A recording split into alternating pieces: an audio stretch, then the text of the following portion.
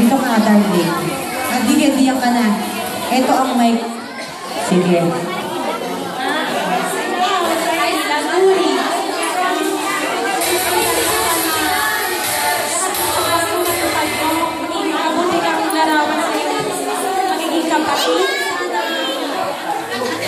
Sana huwag ka magiging makulit na bata kasi napakababait ng magulang mo. Birthdays ko ba?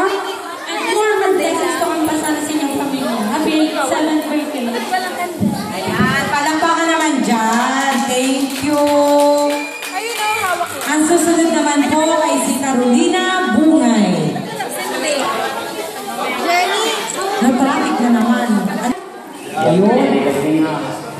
Palakpakan naman natin ang kasama namin nag-one dito. Nag-design din.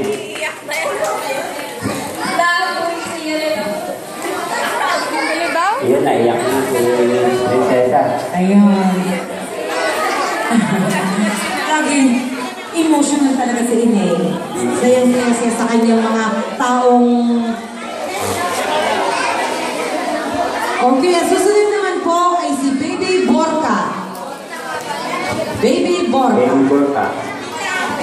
Nandun po ang kandila kay Tita Arlene. Siya po yung nagpapadasal ngayong araw na ito. Ciao, Cyril! Happy 7th birthday! You are the God's gift to your family, especially to your parents. I hope and pray that one day you'll be able to reach out for your dreams. And may you always ask the guidance of our Lord to light your paths. Happy birthday to be on good always. God bless you. Okay, grazie po, Tita. Ayun, napakaganda ng kanyang mensahe kahit hindi ko po pakinig. At ako po ay nakikipagchismisan sa ama na may birthday. Ang susunod naman po ay si Tita Leonor. Tita Leonor. Nagulat ka na naman! Mama, sa ganda mong yan. Lagi ka na magugulat din. Sabi huwag ka mag-iinom ng kape at ikaw ay kinakabahan. Hayan. Halika. Tita, halika. Mamaya na iyong gift. Candle na lang, oh. Pasensya na kayo, di ko alam nakasabi ko dito.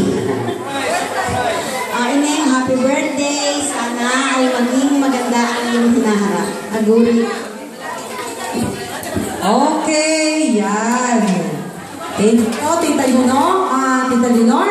Ang susunod naman po, si Tita Baby Samsa. Baby Sosa. Tita Sa. Ayan.